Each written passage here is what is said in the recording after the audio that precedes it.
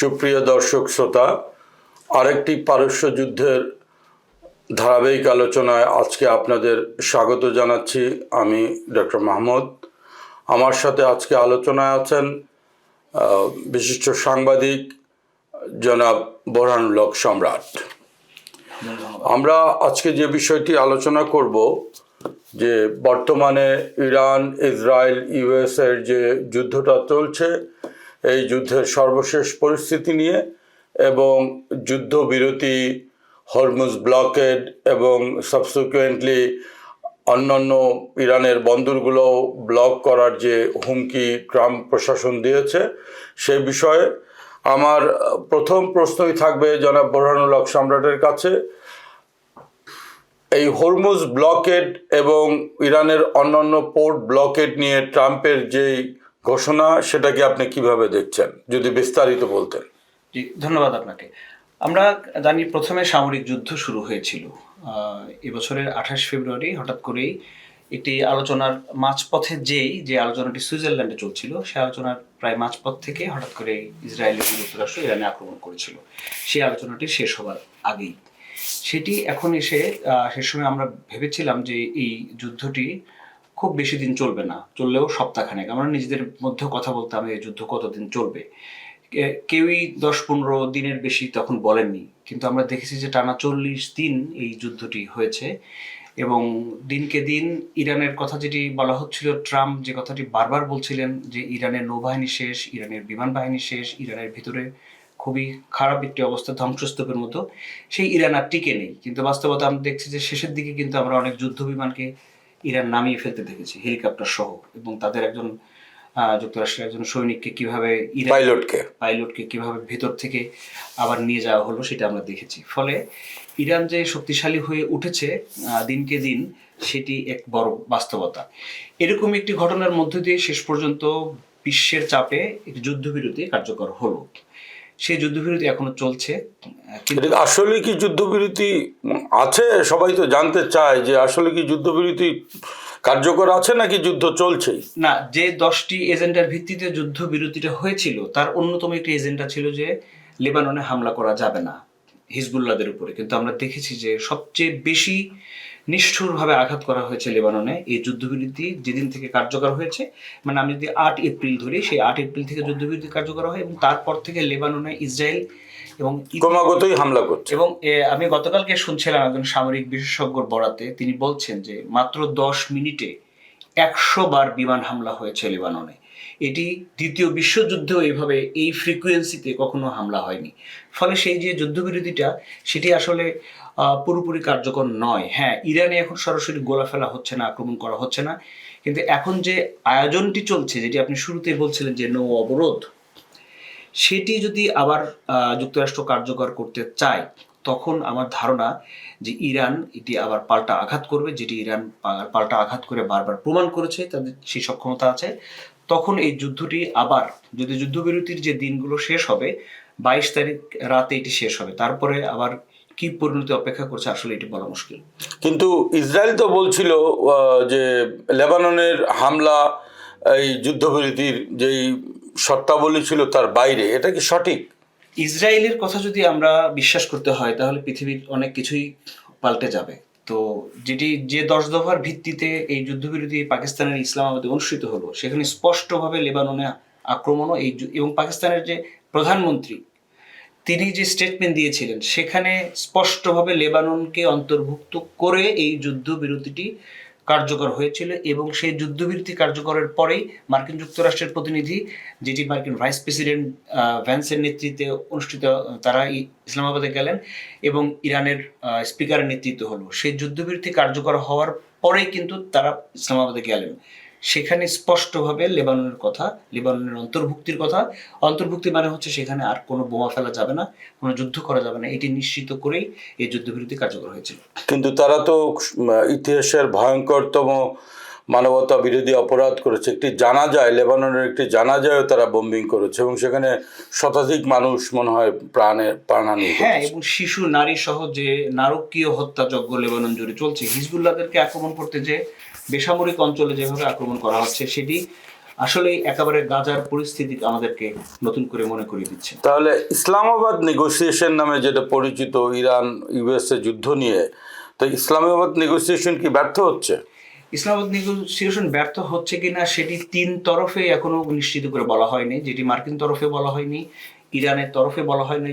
তারা বলেছে আলোচনার সুযোগ আছে, এবং যেটি সবশেষ পাকিস্তানের পররাষ্ট্রমন্ত্রী বলেছেন যে এরকম এত বড় একটি বিষয় মাত্র একটি বৈঠকে নিষ্পত্তি হয়ে যাবে এটা আশা করা ঠিক নয়। তারা দ্বিতীয় আরেকটি বৈঠকের চেষ্টা করছে। কিন্তু এখানে অনেকেই প্রশ্ন তুলেছেন যে পাকিস্তান যে এই সমঝোতার মধ্যে ঢুকে গেল হঠাৎ করে, এটি আসলে কিভাবে সম্ভব হলো, এবং তাদের অভিযোগ যে যুক্তরাষ্ট্রের তরফ থেকে আসলে পাকিস্তান এখানে ঢুকেছে। তারা নিজেরাও চাচ্ছিল একটু যুদ্ধবিরতি হোক, না হলে আপনি দেখেন খুবই অবাক করা কাণ্ড, গত 11ই এপ্রিল পাকিস্তানের কমপক্ষে 13,000 সৈনিক সৌদি আরবে অবস্থান করেছে, তারা সেখানে ল্যান্ড করেছে, এবং তাদের কমপক্ষে 15টি যুদ্ধ বিমান, এর মধ্যে F-16ও রয়েছে, এটি সহ পাকিস্তান থেকে ইরানে পৌঁছেছে। আমরা জানি যে সৌদি আরবে পাকিস্তানের সাথে সৌদি আরবের যে একটি কন্ট্রাক্ট রয়েছে, প্রতিরক্ষা চুক্তি, স্ট্র্যাটেজিক্যাল ট্রিটি, হ্যাঁ, তাতে বলা হয় যে এই দুটি দেশের কেউ যদি আক্রমণের শিকার হয় তাহলে একে অপরের জন্য যুদ্ধ করবে।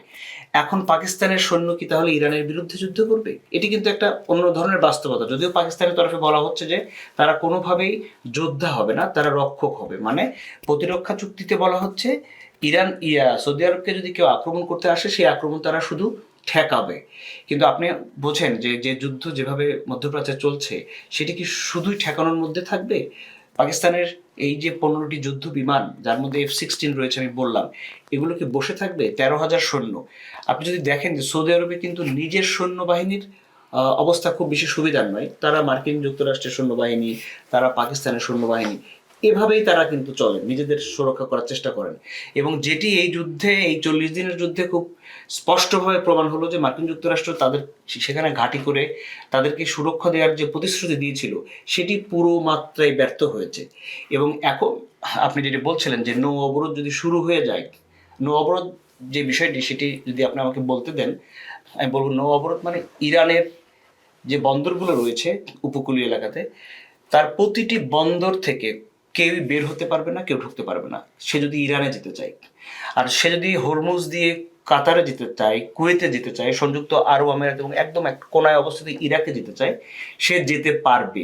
মানে যে যে বিষয়টা এতদিন ইরান করেছে, যে যুক্তরাষ্ট্রের মিত্রদেরকে তারা তেল নিয়ে বের হতে দেয়নি, হরমুজ ক্রস করতে দেয় নাই, এখন যুক্তরাষ্ট্র যেটি করছে নৌ অবরোধের মধ্য দিয়ে যে ইরান থেকে বের হয়ে আসা যে কোনো জাহাজ, তারা যখন এটি তো হরমুজ থেকে বের হয়ে আসার পরে ওমান সাগর হওয়ার পরে আরব সাগরে পড়বে, মূল সাগর তো আসতেই হবে, পৃথিবীর অন্য প্রান্তে যেতে হলে, এবং ওই সাগরেই তারা আক্রমণ করবে। যে এটি তারা নিশ্চিত হতে চাইবে যে এটি ইরান থেকে আসছে নাকি ইউএ থেকে আসছে নাকি কাতার থেকে আসছে নাকি বাহরাইন থেকে আসছে। ইরান বলছে এটি স্রেফ একটি ডাকাতি। এই যে সাগরের ভিতরে তো আসলে এখন যে বাস্তবতা হচ্ছে যে যুদ্ধ যদি আবার শুরু হয়, নাই হরমুজের মুখে যুদ্ধ হবে, নাই ওমান সাগরে হবে, নাই যে আরব সাগর, তারপরে তো ভারত মহাসাগর, আরব সাগরের একটি বড় অঞ্চল জুড়ে এই যুদ্ধটি হবে।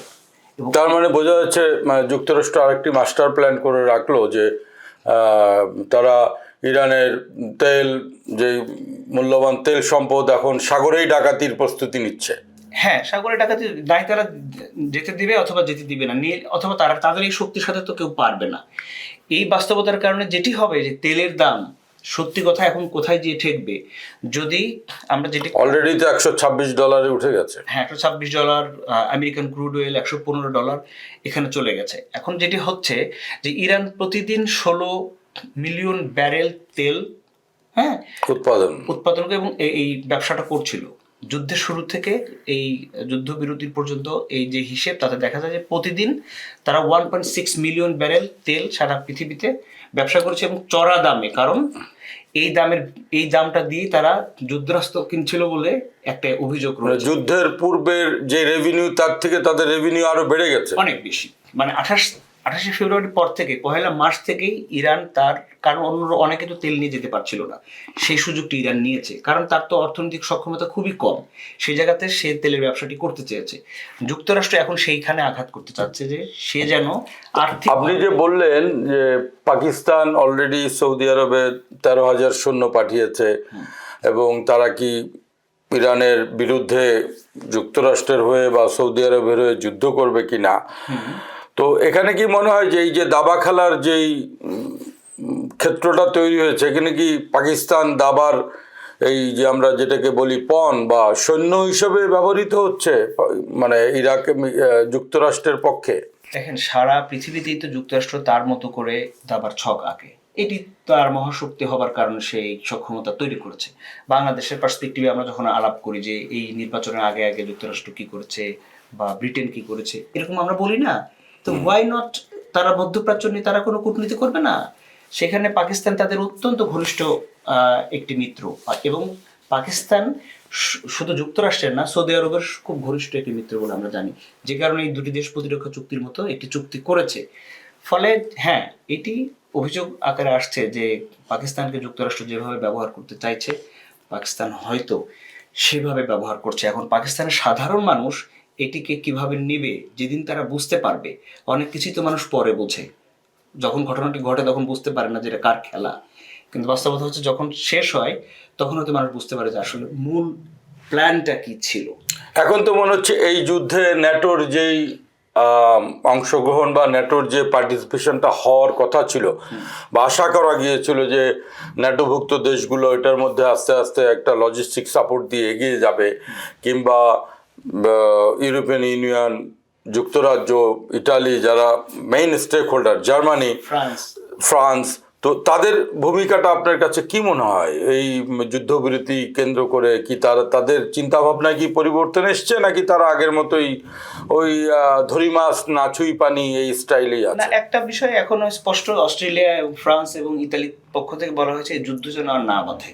যে যুদ্ধবিরতিটা চলছে সেটি তো 22 এপ্রিল পর্যন্ত তার মেয়াদ আছে, আমরা জানি না যে এর মধ্যে যুদ্ধটি আবার বেঁধে যাবে কিনা, কারণ সাগরে যে পরিস্থিতি হঠাৎ করে তৈরি হয়েছে তেল বেচা কেনা নিয়ে, সেটির অভিঘাত যে কোনো সময় আবার নতুন করে শুরু হতে পারে।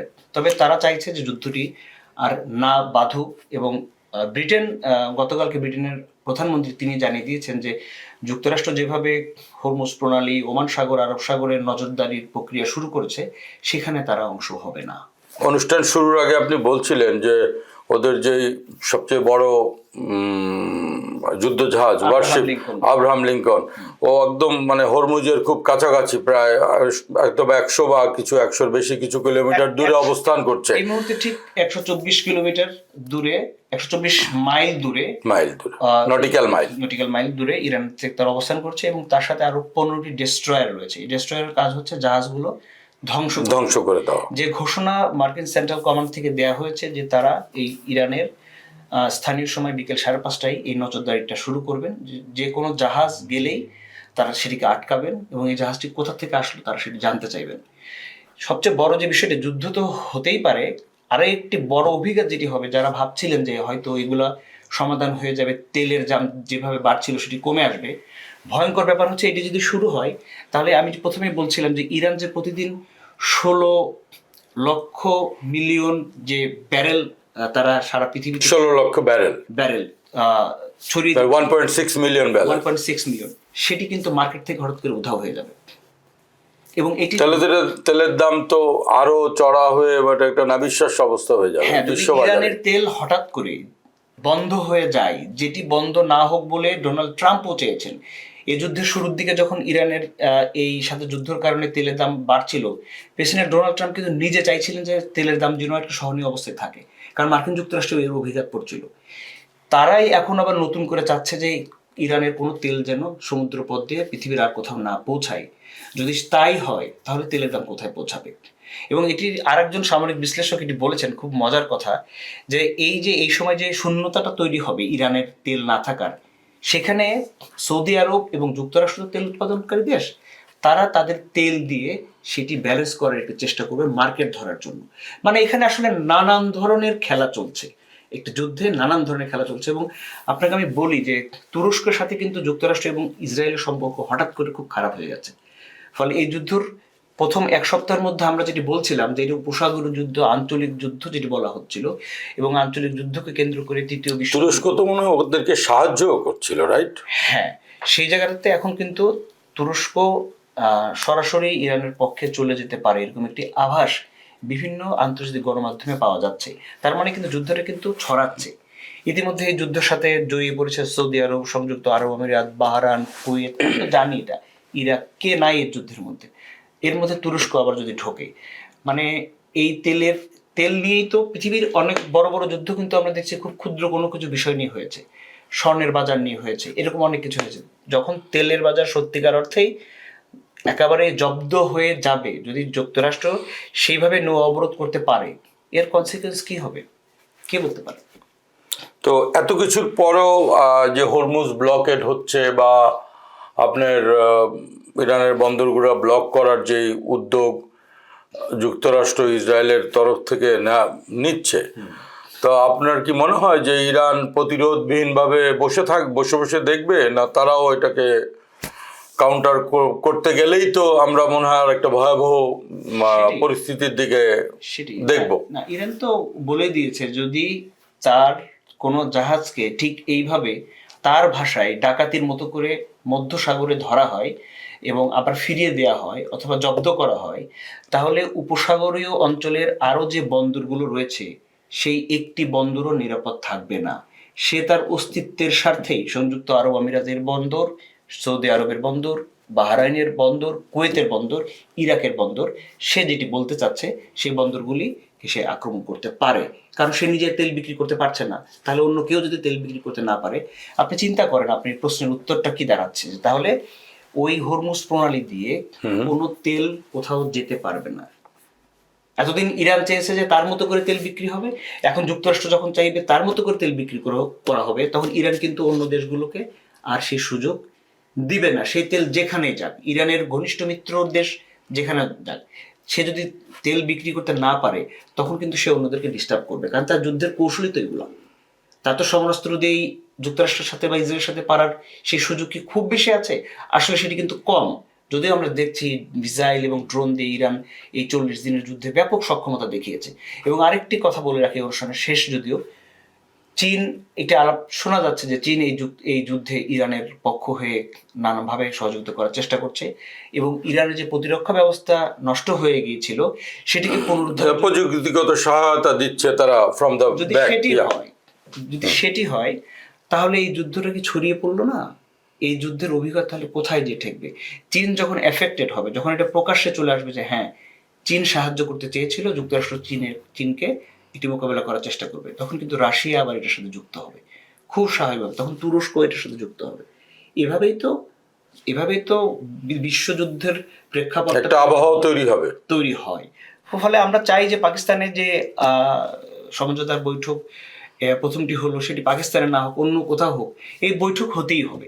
এই বৈঠক ছাড়া পৃথিবীর মানুষ কোনোভাবেই রক্ষা পাবে না। আসলে এটি সবাই, তার মানে বোঝা যাচ্ছে যে ট্রাম্পের যেই হরমুজ ব্লকেড বা তার অন্যান্য, আমরা যেটা আলোচনা শুরুতে বললাম যে অন্যান্য বন্দরের যে ব্লকেড, এই ব্লকেডকে সামনে রেখেই আমরা কি একটা বিশাল বড় আকারের যুদ্ধ পরিস্থিতির আশা করছি কিনা? বা আশঙ্কা হয়, আসলে এটি আশঙ্কা হয়, কিন্তু তারপর তো মানুষ আশাবাদী হয়ে থাকতে চায় যে না, এটি যদি এভাবেই আমরা যেভাবে বললাম সেভাবে যদি শেষ পর্যন্ত মিলে যায় তাহলে একটি ভয়ঙ্কর পৃথিবী আমাদেরকে দেখতে হবে। আমরা সেটি কোনোভাবেই চাই না। আমরা চাই যে প্রেসিডেন্ট ডোনাল্ড ট্রাম্প, নেতানিয়াহু, ইরানের নেতৃবৃন্দ সহ যারা আছেন তাদের বোধোদয় হবে যে তাদের ভুল সিদ্ধান্তের কারণে পৃথিবীর আর কত শিশু, আর কত নারী, আর কত মানুষ এইভাবে নির্বিচারে মারা যাবে, যারা সবাই মুখে মুখে শান্তির কথা বলে। সেটাই আমরা দেখছি যে এই যুদ্ধের শুরুতেও আমরা অনেকবার আলোচনা করেছি। দেখেন যে যদি জ্বালানি তেলের দাম বৃদ্ধি পায়, এই জ্বালানি তেলের সাথেই আপনার ইন্ডাস্ট্রিয়াল রেভলিউশন বলেন, এই যে সারা বিশ্বের যে শিল্প বিপ্লব, এই শিল্পে প্রত্যেকটাতেই জ্বালানি একটা অন্যতম অনুষঙ্গ, এবং এই জ্বালানি তেলের দাম বাড়ার জন্য কিন্তু সব কিছুর প্রোডাকশন কস্ট বাড়াতে বাজার কিন্তু অলরেডি অস্থির সারা বিশ্বব্যাপী। কারণ আমরা আমাদের বন্ধু বান্ধবরা থাকে, আমরা আমেরিকা ছাড়াও আমরা অন্য জায়গায় কথা বলছি, সবাই মানে খুবই নাবিশ্বাস অবস্থা। তো এখন কি আমরা না, শুধু তেল তো নয়, এই যে এই জায়গাটা দিয়ে হরমুজ প্রণালী দিয়ে সারা পৃথিবীতে কমপক্ষে 30% সার যেটি কৃষকের দরকার হয়, কৃষকের দরকার, সেটি এই হরমুজ প্রণালী দিয়ে যায়। কিন্তু আমরা সবাই ভাবি যে শুধু তেল যায় না, মধ্যপ্রাচ্যের দেশগুলো শুধু তেলের ব্যবসা করে না, তেলের উৎপাদন দিয়ে তারা যে শিল্প কারখানা তৈরি করছে সেখান থেকেও আপনার মোবাইলের চিপসটা পর্যন্ত সেখান থেকে আসে। তো তাদের তাদের তো জ্বালানি আছে, ফলে তারা ইন্ডাস্ট্রি করেছে, সেই ইন্ডাস্ট্রির রসদ তো এই হরমুজ প্রণালী দিয়ে যায়। বুঝতে পেরেছেন? ফলে এই অভিজ্ঞতা আসলে শুধু তেল দিয়ে না, আরো অনেক কিছু দিয়ে এখানে প্রমাণিত। ফলে যুদ্ধটা বন্ধ করতেই হবে, এটাই হচ্ছে কথা। আমরাও চাই যুদ্ধ বন্ধ হোক, শান্তির পৃথিবী হোক। সুপ্রিয় দর্শক শ্রোতা, আমরা অল্প পরিসরে আরেকটি পারস্য যুদ্ধের এই পর্বটি আলোচনা করলাম এবং আমাদের মূল উদ্দেশ্যই ছিল যে যুক্তরাষ্ট্র নতুন করে যে হুমকিটা দিয়েছে হরমুজ ব্লক এবং অন্যান্য বন্দরগুলো ব্লকেট, আমরা চাই এই ইসলামাবাদ নেগোসিয়েশনের যে সমঝোতা বৈঠকটি হবে, বৈঠকে একটি সুন্দর ফলাফল আসবে। আমরা একটি যুদ্ধহীন শান্তিপূর্ণ একটু পৃথিবী চাই এবং আমাদের সারা বিশ্বের মানুষ সবাই এই যুদ্ধ থেকে পরিত্রাণ পেতে চায়। যদিও বিশ্ব বিবেক নামধারী যারা আছেন বা জাতিসংঘ বা অন্য মানবাধিকার নিয়ে যারা কথা বলেন, তারা আজকে নিশ্চুপ, তারাও তাদের বোধোদয় হবে, তারাও সজাগ হবেন, তারাও উচ্চকণ্ঠ হবেন যুদ্ধ বন্ধে এবং আমরা একটি যুদ্ধহীন নিরাপদ বিশ্ব চাই। আপনাদের এই অনুষ্ঠান দেখার জন্যে অনেক অনেক ধন্যবাদ। আপনারা শিকড় টিভির সঙ্গেই থাকুন।